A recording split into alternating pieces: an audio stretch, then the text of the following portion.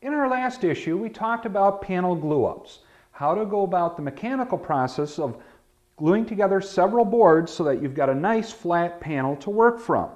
We also talked about color matching, grain selection, and so forth, so that you've got a nice looking panel when it's completed.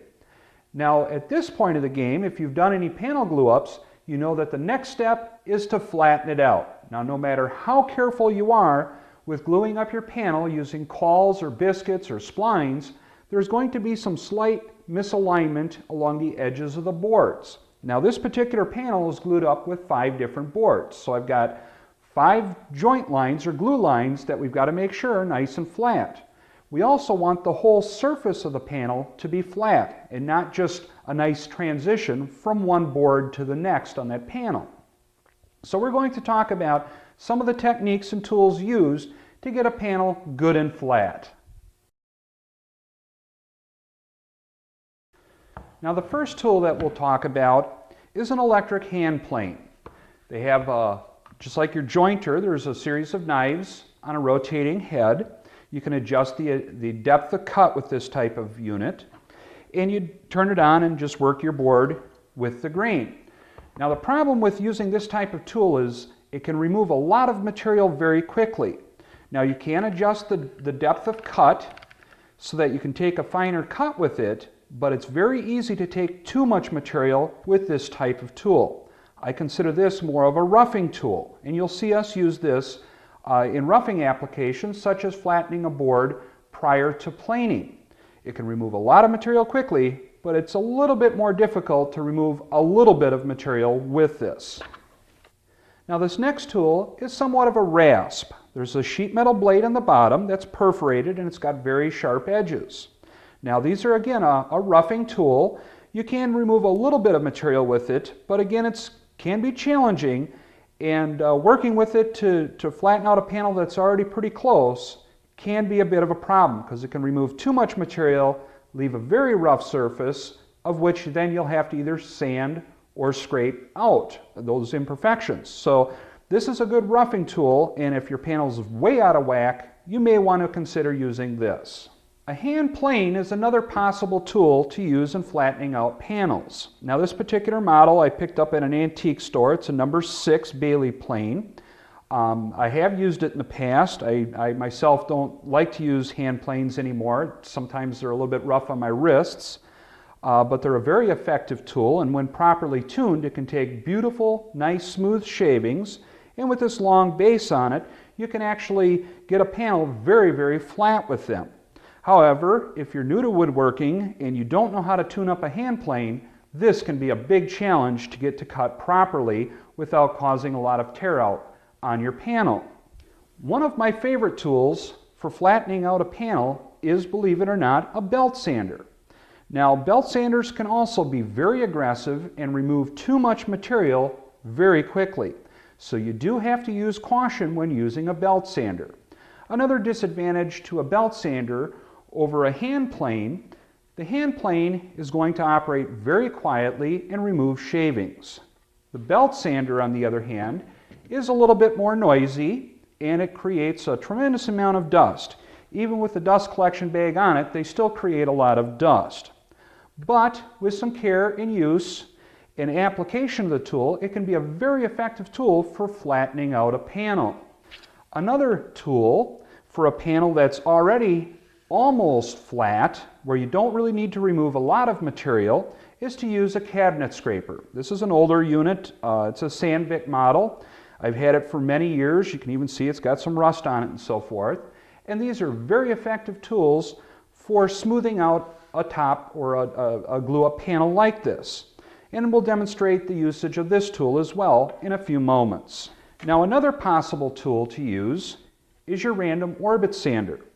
Now, a random orbit sander is a finishing tool, but you can apply different grit papers on it so that you can take a larger amount of material in a shorter period of time.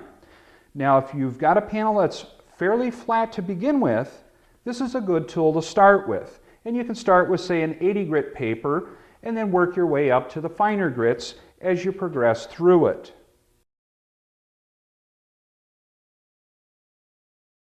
no matter which tool we're going to use to flatten out our surface, we have to understand one basic principle. We can't add material to the low spots, so we know that the only thing we can do is remove the material from the high spots.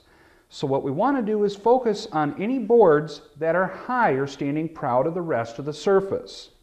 Now the first tool that we'll look at and demonstrate is this rasp, and it works like any other rasp, or even works like a hand plane. Now with this type of tool I tend to work more with the grain as opposed to across the grain. It will cut in both directions, but if the blade is a little bit dull, you get a lot of tear out if you work across the grain. But just push down firmly, slide it along. And you'll see you start to develop the shavings. Now this is going to go very slow. It'll take a while to get down to the surface, but it's not going to remove too much material too quickly. But you can also get a fairly rough surface with this, so you do want to use this with caution.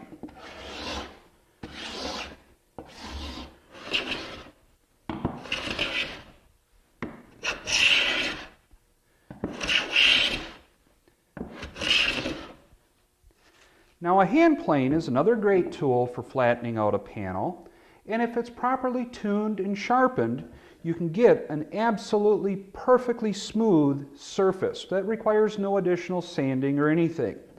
Now the hand planes, while they work great, they do require a little bit of effort to push the tool through the wood.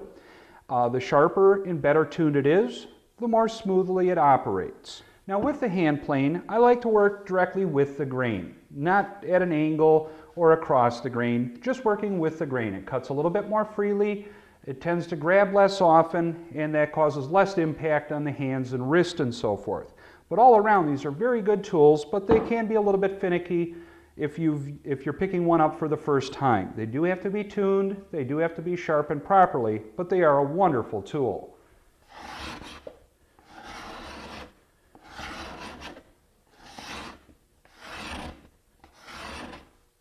Hand scrapers are another very effective tool for flattening out a panel, but you're not going to remove a lot of material with these tools.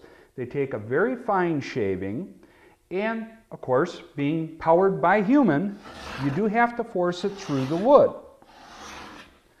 Now, sharpening these, there's a number of different devices and a number of different techniques for sharpening them, but when they're done properly, they do cut very effectively. You can also use the scraper to put a perfectly smooth surface on your panel without any need for additional sanding. Now working with the scraper, you take it, hold it in this fashion, and I'm a pusher, and I'll push with my thumbs and pull back with my fingers, bending the scraper in this fashion. Then I'll just work, holding it at a slightly skewed angle to the wood, and just push away. Let the burr on the scraper catch the wood, and you'll get some nice shavings off of it. Now when you do this for a period of time, you're generating a lot of friction and a lot of heat. So these do get fairly hot after a short period of time of scraping. But it's a very good tool, and it's not going to remove a lot of material quickly. It's a good finishing tool though. Now the next tool we're going to talk about is the belt sander. And this is a very good tool for flattening out a panel like this, but it does require a little bit of patience and some learning to make it work properly. Now, one of the things that I like to do with any panel of this sort before any of my flattening techniques is determine where my high and low spots are. Now, fortunately, you can actually feel the variations along those glue joint lines. What I want to do is mark the areas that are low. Then the board adjacent to it that's high, I'll mark that as well. Now what this is an indicator to me. I need to remove the material on the high area. I don't want to remove the material on my low board. So I'm going to focus all of my attention on this high area. As I'm grinding this away with the belt sander or with the hand plane or whatever tool I'm using, I want to work this area until I start to just remove the marks that are on my low board. And that tells me, or gives me an indicator, as to when I can finish up in this area, and then move on to the next low spot. So I'll go through and feel my boards, find my lows and my highs, and get those all marked up. Now for a belt, I like to work with a 120 grit belt. I don't like to go to a too coarse of a belt if my panel's already relatively close, because I know the coarser the belt, the deeper the scratches, and the more cleanup work that I have to do later on. Now if the variation in step between your high board and your low board is about the thickness of a piece of paper, you're not going to spend a whole lot of time with the belt sander. Actually, it'll just take a few minutes to knock off those high spots. And with that small of a deviation, you could use any of the other hand tools we already demonstrated. However, we're going to go through and show you the techniques that I use with the belt sander. Now, one of the things that you were always taught when sanding is sand with the grain. And that is true when you want your finished surface. But in this case, we're actually doing somewhat of a roughing operation. We need to remove the material on these high areas or these high boards. So we want to rough away that material as quickly as possible without getting too carried away. So what I like to do is work diagonal to the grain. I'll work in this pattern for a while, then I'll turn the belt sander and work at a different angle. And that cuts more quickly, more aggressively, and it allows me to get a nice flat surface. So what I'll start out doing, first work my high spots down, and then I'll work on the rest of the panel, bringing everything good and flat.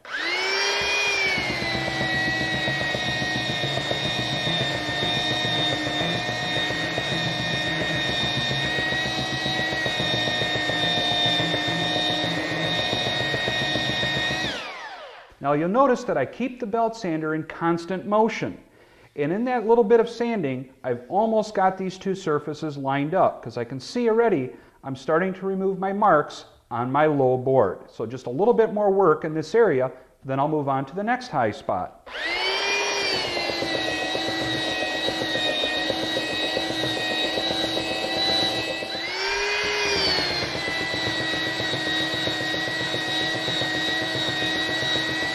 Stop frequently. Feel the surfaces that you're working in. Make sure you're not grinding a hollow or anything. Again, the important aspect is we have to remove the high spots and leave our low areas alone at this point.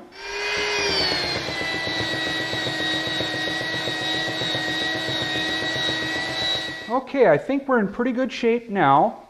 Now what I'm going to do is start working across the whole panel, trying to get everything good and flat.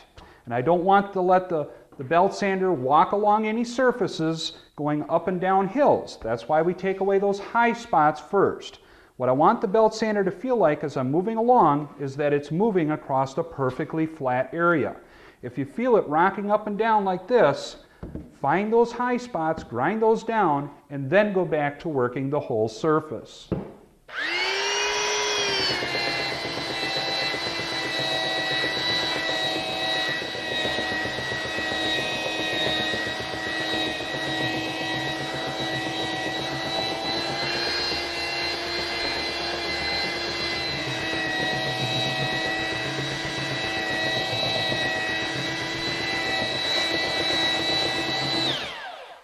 As you get closer and closer, where you start seeing your glue joints disappearing, be sure to check frequently. You don't want to feel an undulating surface. If that's the case, find your high spots and work those down.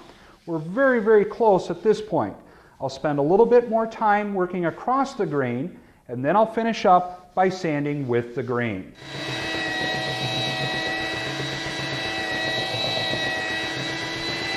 Well, at this point, the panel is feeling very flat, and now I'm ready to start working on getting the surface finish just right.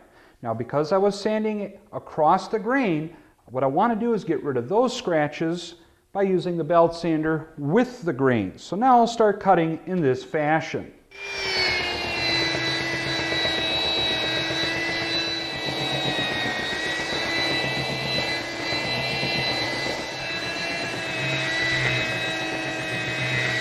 And now the panel is starting to feel real flat. I don't feel any valleys or anything like that. I've looked over the texture real careful on the surface to make sure that there isn't any little dents or nicks or chip out or so forth. At this stage of the game, we're still in the roughing, so if there's any dents, we do want to remove them at this point. It's looking good, so now I think we're ready to move on to the next step, and that's to start finish sanding the surface. So we'll move away from our belt sander and go on to the random orbit. Now the random orbit sander, you could, of course, start right from the scratch using your random orbit sander. This is more of a finishing tool, so it could take you a little bit longer to get those high spots removed and to get the surface good and flat. However, if you've got a belt sander, get through that stage first and then move on to the random orbit. Now you might be wondering what grit you should start at. Well, judge that. Look at the texture on your wood. Look at the scratch pattern. If you've got some very deep scratches from that belt sander or whatever the previous operation is, start with the coarsest grit. If your texture is already pretty fine and the scratch patterns are very fine on the surface, start with a higher grit number. Now random orbit sanders generally work in the range of 80 to 220 grit sandpaper, 80 being the roughest. I generally will start out with a surface after belt sanding with a 120 grit belt. I'll start out my random orbit at 120 grit, and then I'll just carefully work the whole surface over until those straight line scratches start to disappear.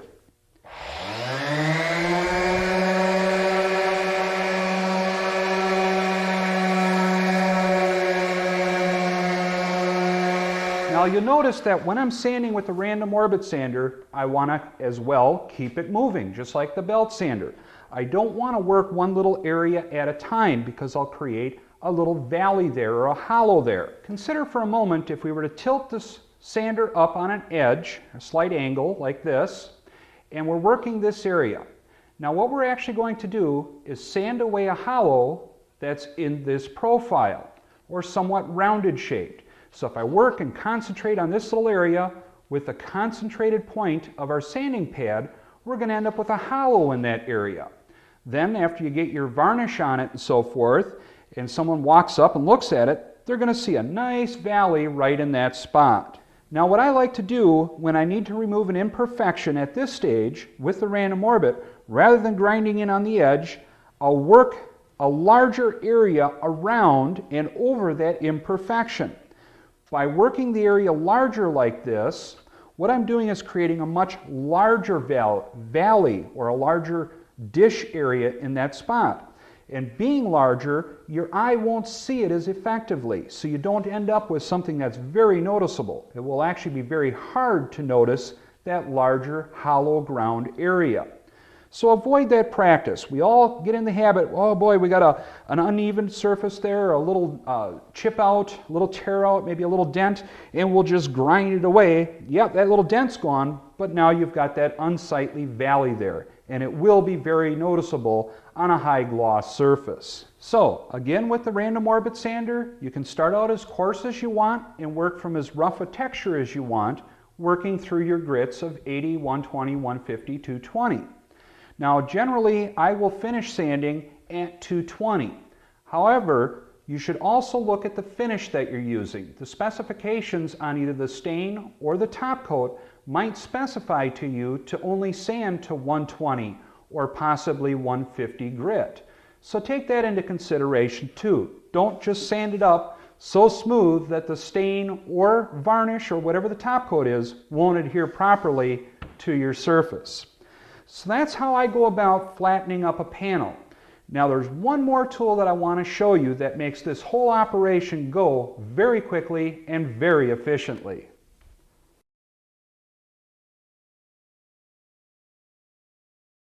Now imagine, if you will, a belt sander that's nearly as wide as the panel that you're sanding up.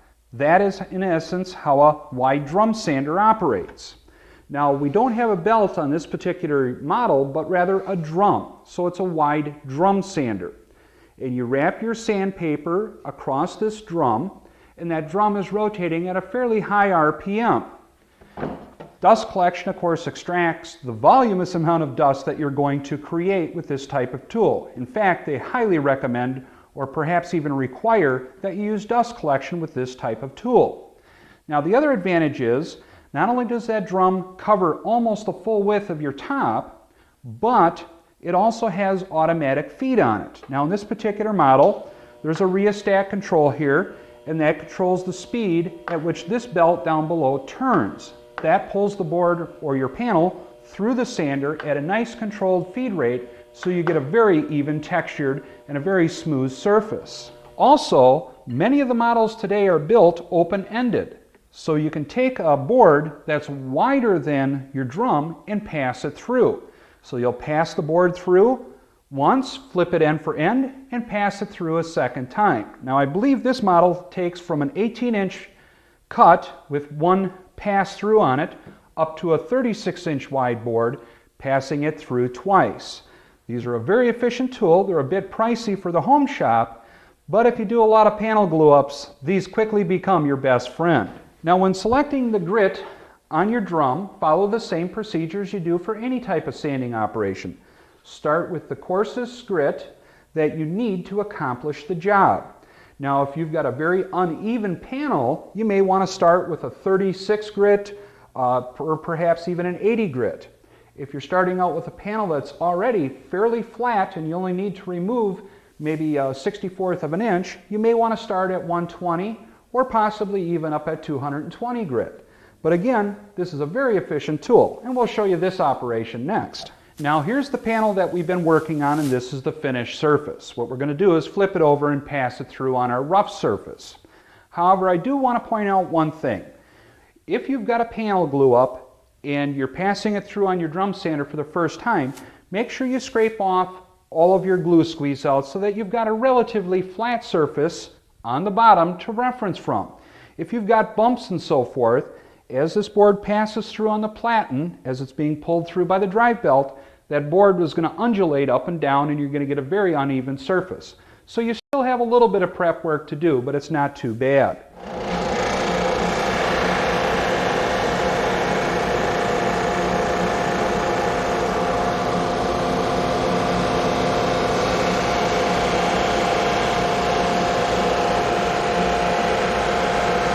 That wide drum sander sure does a nice job of flattening out the panel and putting on a very respectable finish on it. Now of course the next step would be to take your random orbit sander and starting with probably either 150 or 220 grit sandpaper and just giving it a good once over to make sure you remove any of the witness marks from that sanding operation. Now there is another option available to you that we didn't talk about yet, and this one can be very economical, and that's to borrow some machinery. Now what I mean by that is, let's say you get your panel glued up and you want it to be wide drum sanded or wide belt sanded. At the sawmill where you purchase the lumber, there's a good chance that they've got a wide belt sander or wide drum sander where they can pass your panel through and sand it up good and flat and smooth all in one pass. Now there is a charge that they'll usually apply to something like that, but it can be very minimal and save you a tremendous amount of work and effort. Now in closing, I'd like to mention that as I learned the skills of flattening out a panel, I had to fight some of the natural tendencies, and one of them is what we talked about earlier with the random orbit sander, focusing on the little problems. To get a panel good and flat and to have a nice smooth surface that looks good on a finished project, you really want to focus your attention on flattening the panel, sanding the whole surface flat and getting it flat. And of course, use your hands to read the board and feel your high and low spots, and it don't take long to learn those skills. So pay attention to your sanding and your panel flattening, and as we talked about in our previous issue, if you glue it up good and flat, you've got a lot less work to do at this stage. I'm Chris DeHut for Woodworking at Home. Thanks for watching.